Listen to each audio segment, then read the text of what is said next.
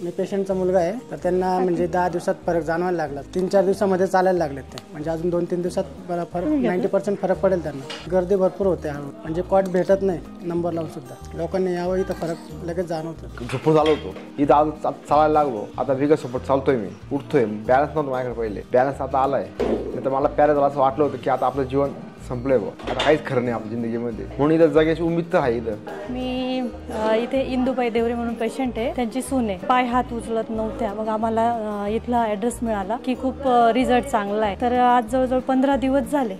तर जेव्हा आणलं ना तेव्हा मुवमेंट खूप कमी होती पायाची, हालचाल वगैरे, पण आता एकदम व्यवस्थित असं म्हणजे पाय टाकायला लागल्या, ते पाऊल व्यवस्थित उचलायला लागल्या, म्हणजे पहिल्यापेक्षा खूप व्यवस्थित हे करतायत। आणि इथे आम्ही बरेच पेशंट असे बघतोय की पूर्णपणे व्यवस्थित होत आहेत आणि चालून जात आहेत। जे याच्यावर चालतात, चेअरवर आणतायत, ते पेशंट व्यवस्थित जात आहेत। एवढा छान रिझल्ट आहे। टीम खूप छान आहे आणि जे त्यांचे जेवढी टीम आहे ना, इतकी मेहनत घेतात की पेशंट कडून खूप काही करून घेतात। आता सासूबाईंची बहीण आहे आमच्या, त्या पण पहिल्या दिवसापासून आमच्या बरोबर आहे। आम्ही जावा पाया म्हणजे असे 2-2 दिवसात सगळ्या 3 जण येत राहतो आम्ही, पण मग सगळ्यांना आम्हाला अनुभव आला खूप आणि पॉझिटिव्ह वाटतं इथं आल्यानंतर। जे आमचं पेशंट घरी गेल्यानंतर जेवढा रिस्पॉन्स करत नाही, तेवढा इथे आल्यानंतर खूप चांगल्या पद्धतीने रिस्पॉन्स करतात। 100% सांगेल मी की पॅरालिसिसचा स्ट्रोक आल्यानंतर आणि लगेच जर तुम्ही इथं आणलं तर पूर्णपणे रिझल्ट मिळेल। हा जो तुमच्या मनात असलेला जो गैरसमज आहे किंवा आपल्या मनात असलेली ती भीती आहे की एकदा पॅरालिसिस झाला म्हणजे आपलं पेशंट बरंच होऊ शकत नाही, हे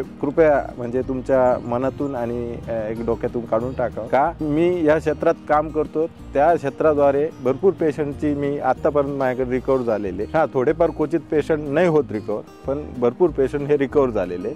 समाजाची एक सेवा करण्यासाठी हा एक माझा पॅरालिसिस सेंटर हे आहे, म्हणून मी एकदम अल्प आणि कमी दरात हे कार्य करतो। या आजाराविषयी कुणाला पण काही शंका वाटली अथवा काही अडचण असेल किंवा काही प्रश्न असेल किंवा काही कोणत्या गोष्टीची काही मदत लागत असेल तर मी सदैव तुमच्यासाठी मदतीसाठी तत्पर आहे। या व्हिडिओ खाली दिलेल्या नंबरवर तुम्ही कॉल करून अथवा तुम्हाला काही मदत असेल लागत असेल तर तुम्ही बोलून विचारू शकता।